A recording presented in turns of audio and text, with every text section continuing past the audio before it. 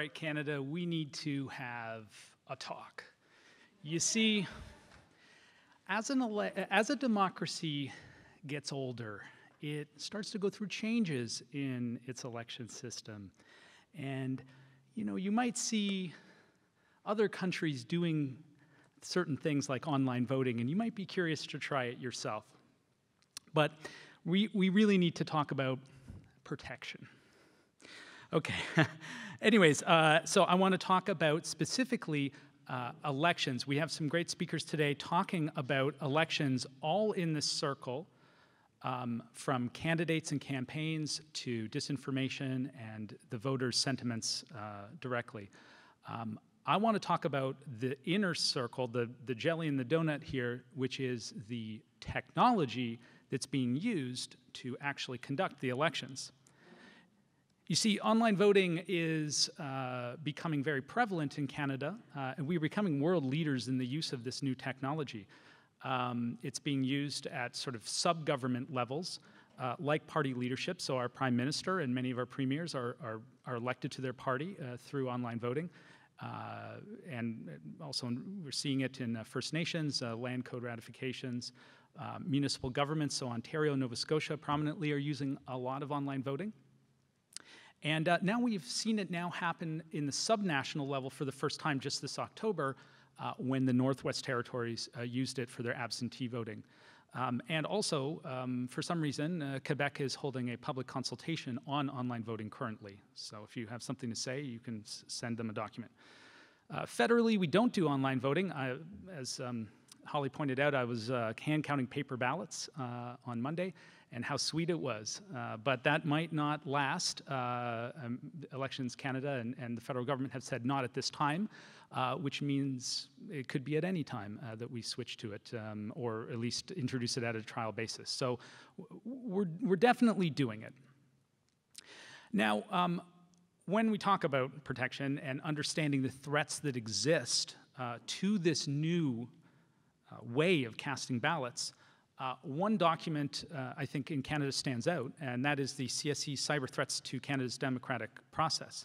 And so this talk is kind of a critique of this document, but before I critique it, I'd like to praise it by pointing out that this is really the first document that people like me have that we can point to even open the conversation about the existence of cyber threats in Canada's elections. Canada has is very blessed to have a lot of trust in its electoral process.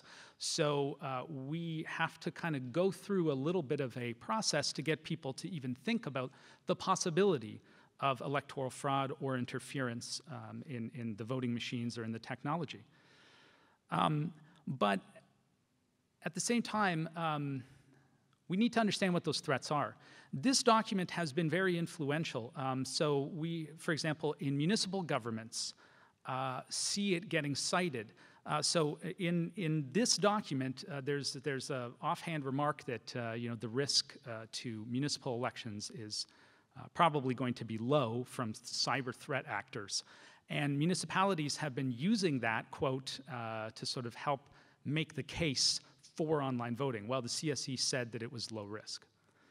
So I want to talk about some of the limitations of the report, though. It's a good start, but it's missing things. Certain things that I think are important, especially to this discussion. Certain things that are a accomplished fact in other countries that are on the minds and on the radars of other countries doing electronic and online voting, and that need to get onto our radar too. So the first thing about the report is that it is observational. It ultimately looks at threats that have happened, and it's not necessarily looking at threats that might happen in the future. It's not maybe the most systematic, at least it could be more systematic. There's certain context-specific threats in election technology that are kind of a little bit different than regular technology. People always say, well, I can vote, I can bank online, I can shop online, why can't I vote online?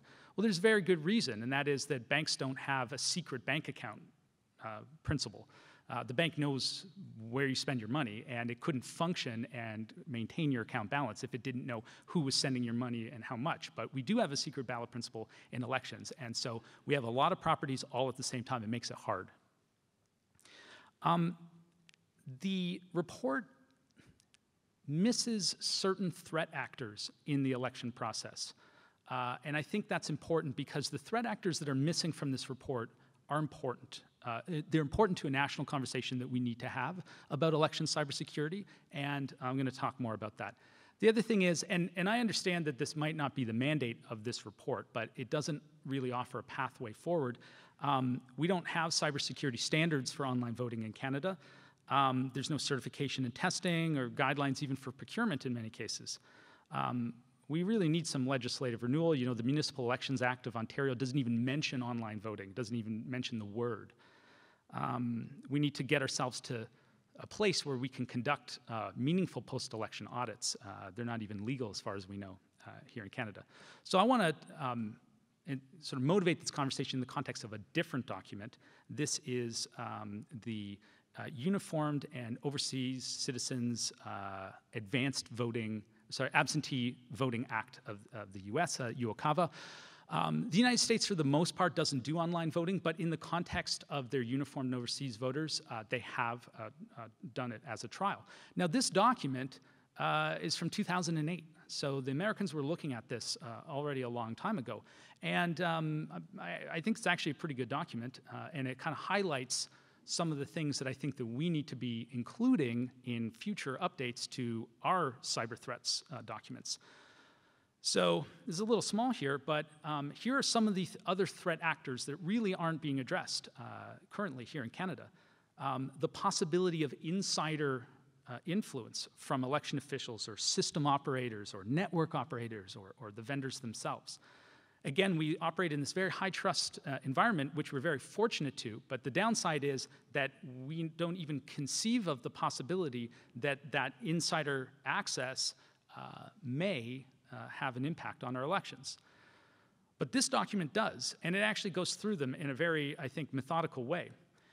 Here's a sample of some of the threats. And so what I'm going to do is I'm just going to walk through a couple of them real quick and give you examples from just this past year that are examples of these different types of threats. So here's one, impersonation of registered voters, okay? We actually saw that in Alberta in the United Conservative Party's election. There's currently an RCMP investigation over the allegations of voter fraud where online voting was being used in the party process, and the allegation was that people's party membership forms were being altered and the people's emails were being taken out and fraudulent emails put in so the people didn't receive their PINs to vote online. Other people voted for them. So here's a threat. Election officials have too few resources to conduct the election, okay? We saw that in Ontario on election night in October last year. The election vendor responsible for a number of Ontario towns totaling almost 1 million eligible voters, denial of service themselves due to a miscommunication with their co-location provider.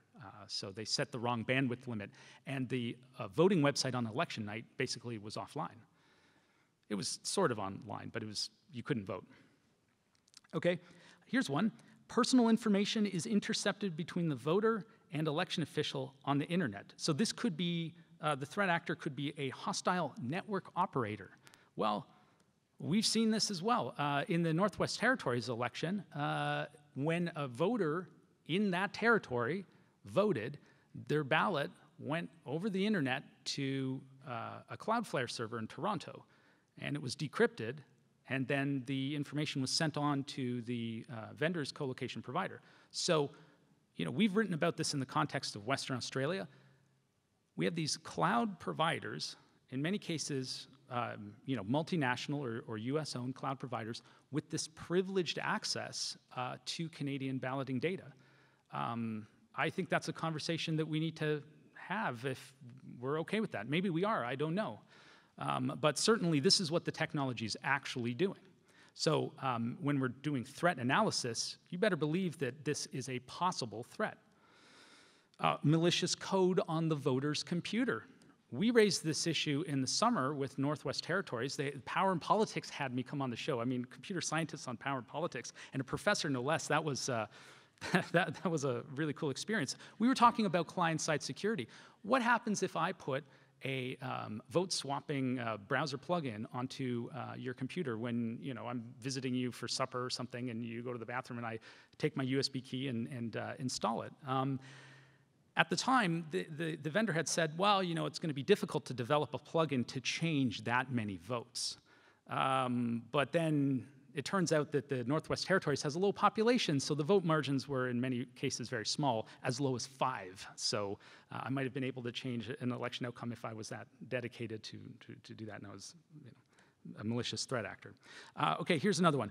Voter ballot selections are accessed off election information systems by individuals with authorized access. So this is basically a threat to ballot secrecy, right? So we did a study about this in the context of the Ontario election. The login credentials to log into your online municipal ballot included your date of birth and the town that you live in. And in the same web session, you're sending your voting preferences. So we did a study, and we looked at the re-identification risk of using these login credentials, and we found that half of the voters in those cities were uniquely re-identifiable by their login credentials. So there's a case to be made that your identity and your vote are accessible to multiple different companies. Now, I've talked to some of these companies, and they say, well, we don't use that data, we don't use it for anything, but I think it's important to at least start by acknowledging that that's what's happening. And then finally, okay, so here's one. Individuals with physical access to the information system could delete or modify ballots. Well, if you look at what an online election kind of looks like, you have voters casting a ballot, but let's just be clear, they don't cast the ballot, the device casts the ballot. It's acting on your behalf. You better hope that it's acting faithfully. And it sends that information through a cloud provider who has access to it, to an election server who has access to that data. And it's tabulated, and the result is given. This is what it looks like from the perspective of a voter.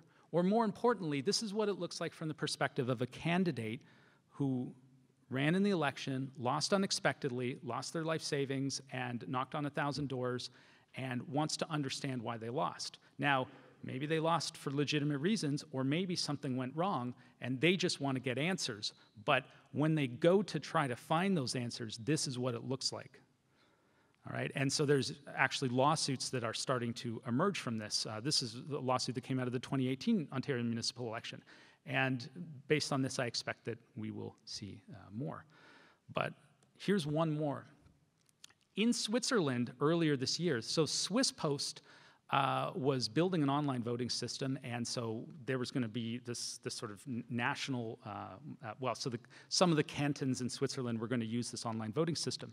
And so some colleagues of mine in Canada and in Australia and Belgium, and some Swiss colleagues as well, looked at the system, and you know what they found? They found a cryptographic vulnerability in the source code, because Switzerland fortunately has some sophisticated thinking about online voting threats, and actually made the vendor release the source code to the public for inspection. So my colleagues looked at the source code, and they discovered that there was a cryptographic vulnerability that would allow the system operator, so the vendor or Swiss Post or the government, to issue a fake election result and then create a mathematical proof that it was legitimate. So when that was discovered and reported, it caused quite a controversy in Switzerland, to the degree that online voting has been suspended. I would say that in sort of this election cybersecurity sort of world, this is probably the biggest news of 2019. And it's kind of an interesting example, because they actually had that evidence to discover it, whereas here in Ontario, we don't have really anything to go on. So I'll just leave you with a thought here. If we want to have protections, like cyber protections for our elections, which I kind of think we need, given that we're doing online voting and electronic voting to a lesser degree, we're going to need some kind of laws that require this. But before we can get those laws, we're going to need some kind of political will to actually bring the laws to bear. It's hard to make new legislation, especially in elections. But before we can do that, we need to have awareness. And this is actually a real problem. in Canada. In the US, for example, it's actually a very different story. So for example, here's a protection that they have in the US, risk limiting audits, right? So the scanners count up the ballots, and then afterwards they say, hey, we're gonna go back and check the paper record. That's a protection. In order to do that, states have to legislate it, and many states have legislated it. So they were able to get the political will. So where did the awareness come from? Well, they started down this road, starting with the 2000 election after Florida. You remember the hanging chads? That's where their awareness came from. But you know, Canada, we're kind of in a precognition mode here. We're not even there yet. So, like, we're talking like almost like a 20-year legislative gap that we got to fill, especially that we're actually going past the Americans in our use of technology. So we're both 20 years behind them legislatively and 20 years ahead of them technologically. So I really think that we need to sort of wake up to some of these threats and really sit down and try to carefully think about them all and hopefully have some sort of solution to them before we go and cast our ballots using this technology. So thank you.